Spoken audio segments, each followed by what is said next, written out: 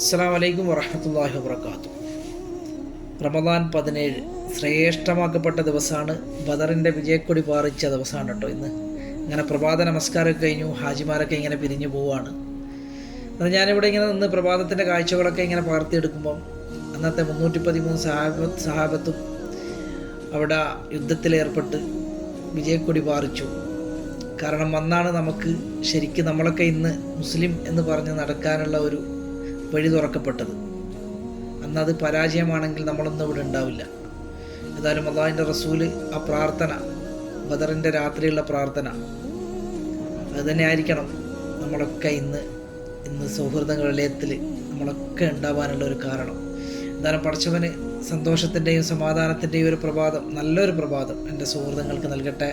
ഈ പ്രത്യേകമായിട്ടുള്ള ശ്രേഷ്ഠമാക്കപ്പെട്ട പ്രഭാതത്തിൽ കാരണം നമുക്ക് ആ ബദറിലെ ഓരോ സ്വഹാബത്തിന് വേണ്ടിയിട്ടും നിങ്ങളൊക്കെ കഴിയുമെങ്കിൽ ഖുർആനോദി ദുആ ചെയ്യാം. പടച്ചവൻ്റെ കരുണയും കടാക്ഷങ്ങളൊക്കെ ഈ പ്രഭാതത്തിൽ, ഈ ശ്രേഷ്ഠമായ പ്രഭാതത്തിൽ നിങ്ങൾക്ക് അള്ളാഹു എത്തിക്കട്ടെ. അങ്ങനെ ഇവിടെ നിന്ന് നോക്കുമ്പോൾ നല്ലൊരു ഇളം കാറ്റൊക്കെ അടിക്കുന്നുണ്ട്. ഹാജിമാരിങ്ങനെ താഴത്തേക്ക് പോയിക്കൊണ്ടിരിക്കുകയാണ് കേട്ടോ നിസ്കാരം കഴിഞ്ഞിട്ട്. അതായത് ബദർ ദിനത്തിൽ നമ്മളൊക്കെ ഇന്നിവിടെ നിൽക്കാനുള്ള കാരണം ആ യുദ്ധം തന്നെയാണ്. അതിൽ ആ വിജയക്കൊടി പാറിയതുകൊണ്ടാണ് നമ്മളൊക്കെ ഇന്ന് നമ്മുടെ സൗഹൃദങ്ങളും ഈ ലോകത്തെമ്പാടും മുസ്ലിം സമുദായം വളർന്ന് പന്തലിച്ചത്. ഈ ബദർ ദിനത്തിൽ നല്ല അറമിനെ തലോടി തഴുകി വരുന്ന നല്ലൊരു ഇളം കാറ്റ് കണ്ടോ, എത്ര മനോഹരമാണ്. റസൂലുള്ളാഹിനെ പറ്റിയൊക്കെ നമ്മൾ ആലോചിക്കുകയാണെങ്കിൽ, സഹാബത്തിനൊക്കെ പറ്റിയിട്ട് നമ്മൾ ശരിക്കും ആലോചിക്കുകയാണെങ്കിൽ, അന്ന് 4 ദിവസം ഭക്ഷണം കഴിക്കാതെയാണ് അവരൊക്കെ യുദ്ധത്തിൽ പോയി പങ്കെടുത്തത്.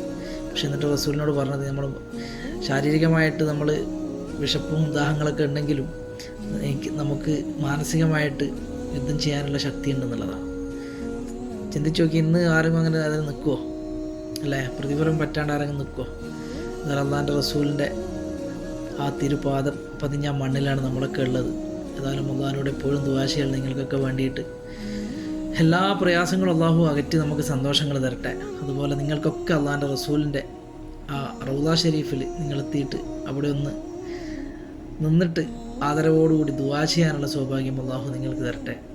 പ്രവാചകൻ കിടക്കുന്ന മണ്ണ്, അതുപോലെ പ്രവാചകന് ചെറുപ്പം മുതൽ വളർന്ന മണ്ണ്, ഈ ഞാൻ നിൽക്കുന്ന ഈ സ്ഥലം, അങ്ങനെ കുറേ ശ്രേഷ്ഠതകളുണ്ട്. ഏതായാലും അള്ളാഹു നമ്മളിലൊക്കെ റബ്ബിൻ്റെ അനുഗ്രഹങ്ങൾ അള്ളാഹു വർഷിച്ചു തരട്ടെ. അതുപോലെ ഇതിൽ കുറേ പേര് പ്രയാസങ്ങൾ അറിയിച്ചിട്ടും അതുപോലെ കുറേ വിഷയങ്ങളൊക്കെ അറിയിച്ചിട്ട് ദുആ ചെയ്യാൻ പറയട്ടെ. ഏതായാലും ഈ 17 റമദാൻ 17 ശ്രേഷ്ഠമാകപ്പെട്ട ദിനത്തിൽ ഒരുപാട് ഞാൻ പ്രാർത്ഥിക്കുന്നത് നിങ്ങൾക്കൊക്കെ വേണ്ടിയിട്ട്. ഹറമിൻ്റെ മുറ്റത്തൊക്കെ കണ്ടോ, ഇഷ്ടംപോലെ പോലീസുകാർക്ക് ഇങ്ങനെ നിന്നിട്ടുണ്ട്. കാരണം ഇത് ഉംറക്ക് കയറുന്ന വഴിയാണ്. എന്നാൽ ആ വഴിയിൽ കൂടി ഇങ്ങനെ ഉംറക്കാർ മാത്രം ഇറാമിലുള്ളവരെയാണ് ഉള്ളിലേക്ക് പ്രവേശിപ്പിക്കും.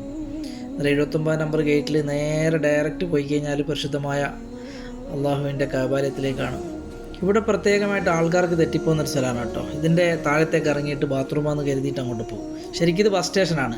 അത് 79 നമ്പർ നേരെ മുന്നിൽ കണ്ട ഈ ഗേറ്റ് നേരെ മുന്നിൽ ഇതുപോലുള്ള ഈ ബസ് സ്റ്റേഷൻ, ഇത് ബസ് സ്റ്റേഷനാണ്. ഇതിൻ്റെ നേരെ ഓപ്പോസിറ്റ് ഒന്നുണ്ട്, അത് 8 നമ്പർ ബാത്റൂമാണ് കേട്ടോ. എന്നിട്ട് ഇവിടുന്ന് ഞാൻ നിങ്ങൾക്ക് പലരും തെറ്റിദ്ധരിച്ചിട്ട് ഇതിൽ ഇറങ്ങലുണ്ട് കേട്ടോ താഴത്തേക്ക്. എന്നിട്ട് ഇവിടെ എഴുതി വെച്ചിട്ടുണ്ട്, ബോർഡൊക്കെ എഴുതി വെച്ചിട്ടുണ്ട്. നമ്മൾ ഇറങ്ങിയ ഗേറ്റിൽ നിന്ന് ഇറങ്ങി വരുമ്പോൾ നേരെ റൈറ്റ് സൈഡിലാണ് ബസ് സ്റ്റേഷൻ. ഇത് നേരെ ഇറങ്ങുന്നത് ബസ് സ്റ്റേഷനാണ്. നേരെ ഓപ്പോസിറ്റ് കാണുന്നതാണ് 8 നമ്പർ ബാത്റൂം കേട്ടോ. 8 നമ്പറിൻ്റെ നേരെ അവിടെ, അതാണ് 8 നമ്പർ ബാത്റൂം ആ കാണുന്നത്. പക്ഷെ രണ്ടും അങ്ങോട്ടും ഇങ്ങോട്ടും വഴി തെറ്റിയിട്ട് കുറേ ആൾക്കാരൊക്കെ ഇറങ്ങി താഴത്തേക്ക് പോകും. ഇതുപോലെ തന്നെയാണ് ഇതിൻ്റെ ഓപ്പോസിറ്റ് ഉള്ളത് കേട്ടോ, സെയിം. അന്നേരം വഴി തെറ്റിയിട്ട് ബാത്റൂമാണെന്ന് കരുതിയിട്ട് ബസ് സ്റ്റേഷനിലൊക്കെ ഇറങ്ങുന്ന കുറേ ഹാജിമാർ. ഇനി നമുക്ക് താഴത്ത് കുറച്ച് ബസ് സ്റ്റേഷനും, അതായത് അറമിൻ്റെ നേരെ ഓപ്പോസിറ്റ് ഉള്ളത് എന്ന് വെച്ചാൽ ബാത്റൂമാണ് കേട്ടോ. ഇവിടെയും ബാത്റൂം ഉണ്ട് കേട്ടോ. ബാത്റൂം ഈ സൈഡിലൊരു പുതിയ ബാത്റൂം ഓപ്പൺ ആയിട്ടുണ്ട്. അന്നേരം ബസ് സ്റ്റേഷനാണിത്. അന്നേരം ഇവിടുന്ന് ഹാജിമാരൊക്കെ ഇവിടെ വന്നിട്ട് ജിദ്ദയിൽ നിന്ന് വരുന്ന ബസ്സുകളൊക്കെ, ഇവിടെ അറമിലേക്ക് കയറുന്ന ബസ്സുകളൊക്കെ ഇവിടെ കയറും. ചെറിയ വണ്ടികളൊക്കെ, പിന്നെ മെയിൻ വണ്ടികളൊക്കെ ആ മെയിൻ റോഡിൽ കൂടി. അതിൻ്റെ നേരെ അപ്പുറത്ത് മറുപുറം മെയിൻ റോഡാണ്. ശരിക്കും നിൽക്കുന്നത് കഅബത്തിനോട് ചേർന്നിട്ടാണ് കേട്ടോ. അടിയിലോട്ട് ഈ അണ്ടർപാസ് പാസ് ചെയ്ത് പോകുന്നത് പള്ളിയിൽ നമ്മുടെ 1 നമ്പർ ഗേറ്റ്, 79 നമ്പർ ഗേറ്റ്, അങ്ങനെ അജിയാദിലേക്കാണ് പോയിട്ട് ഇത് കയറുക, നേരെ പോയിട്ട് പോകുന്നത് കേട്ടോ. എന്നാൽ ഇതിന് നേരെ അപ്പുറം തന്നെയാണ് ക്ലോക്ക് ടവറിൻ്റെ എൻട്രൻസ്. അത് അവിടെ ഞാൻ കാണിച്ചു തരാം കേട്ടോ. ഇവിടുന്ന് കുറച്ചും കൂടി മുന്നോട്ട് പോയിട്ട് ഇതേപോലത്തെ അത് നമ്മളിപ്പോൾ കണ്ടില്ല, ആ എൻട്രൻസ് പോലെ തന്നെ ഇവിടെ ഒരു എൻട്രൻസ് ഉണ്ട്. അത് അറമിലേക്ക് കയറുന്നത്, ഇതും ഇതിലെയും അറമിലേക്ക് കയറാം. ഇത് ക്ലോക്ക് ടവറിൻ്റെ എൻട്രൻസിലേക്ക് കയറുന്നതാണ് കേട്ടോ. വണ്ടികളൊക്കെ ഞാൻ അവിടെയാണ് ഉണ്ടായിരുന്നത്. എന്നാൽ അവിടെ നിന്ന് ഇങ്ങോട്ട് വന്നതാണ്. ഈ വണ്ടികളൊക്കെ പോകുന്നത് അസീസിയ ഭാഗത്തേക്കാണ് കേട്ടോ.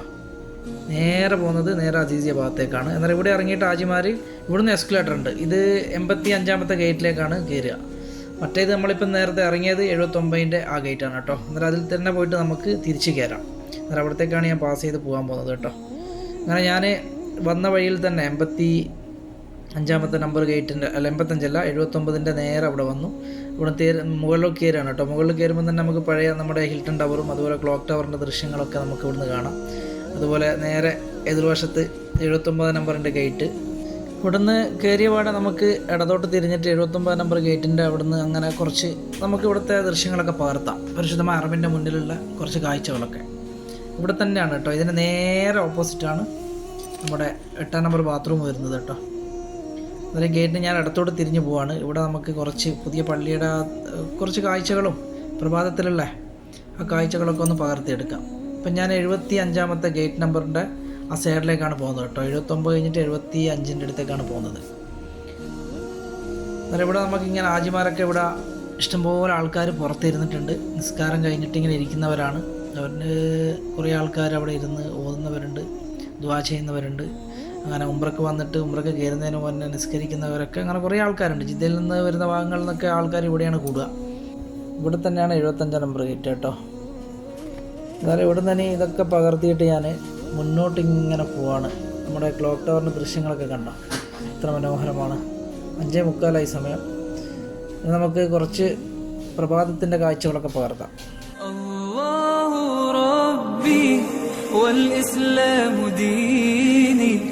ومحمدا رسول الله ويقيني أدنو إليه ساجدا بجبيني اقبل صلاتي وللصواب اهديني يا ربي يا من هو مرشدي أيقنت أن إليك مرادي وموعدي فعشقت لحروف كتابك مهتدي ومقتدي بنبيك الآمين يا ربي يا من هو مرشدي أيقنت أن إليك مرادي وموعدي فعشقت كل حروف كتابك مهتدي ومقتدي بنبيك الآمين.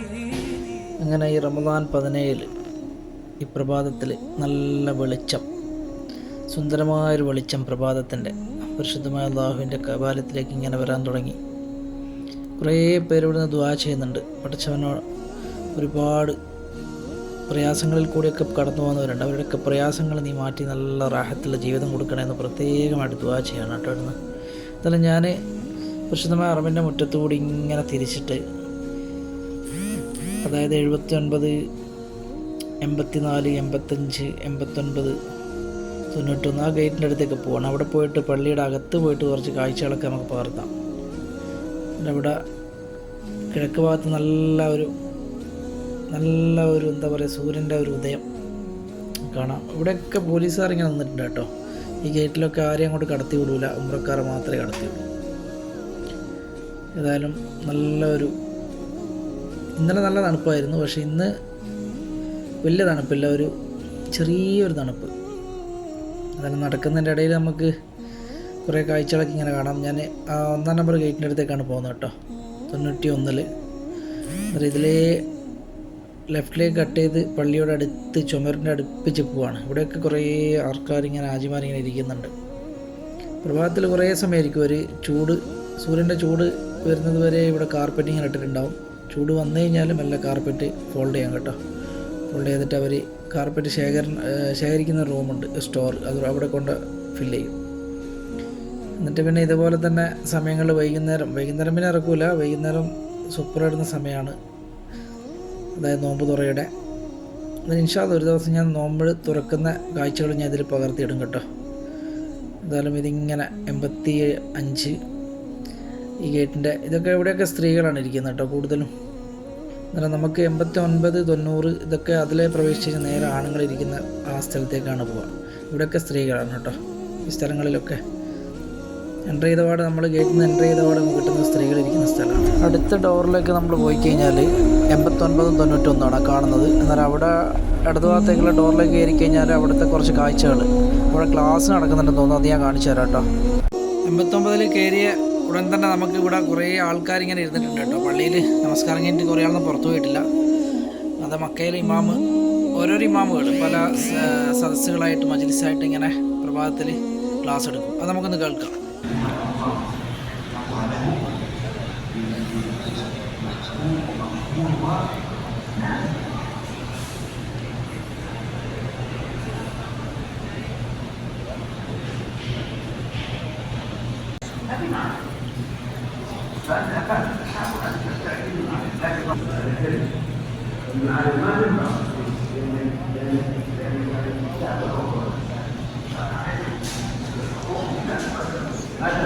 പ്രഭാത ക്ലാസ്സുകളൊക്കെ കഴിഞ്ഞു. ഇമാമ അവിടെ നിന്ന് എഴുന്നേറ്റു. സെക്യൂരിറ്റി ഒന്നിച്ചെണ്ണുണ്ട് കേട്ടോ. ഇത് പ്രത്യേക ഒരു മിലിറ്ററിയാണ്. കാരണം പള്ളിയിലുള്ള ഇമാമികൾക്കൊക്കെ പ്രത്യേകമായിട്ട് സെക്യൂരിറ്റി കൊടുക്കുന്നവരാണ് അവർ. അവരെ കൂടെ ഇങ്ങനെ ഇമാം പോവാണ്. ഞാനും ഇമാമിൻ്റെ പുറകിൽ തന്നെ ഇങ്ങനെ പോവാണ്. ഞാൻ 89ാമത്തെ ഗേറ്റിലാണ് കയറിയത്. പക്ഷേ ഇമാം ഇറങ്ങുന്നത് 90ാമത്തെ ഗേറ്റിലാണ്. അന്നേരം ഞാനും ഇമാമിൻ്റെ ഒന്നിച്ചെണ്ണ ഇങ്ങനെ പുറകിൽ പോവാണ്. അങ്ങനെ ഇവിടെ ആജിമാരൊക്കെ ഇങ്ങനെ എഴുന്നേറ്റ്, ക്ലാസ്സൊക്കെ കഴിഞ്ഞു.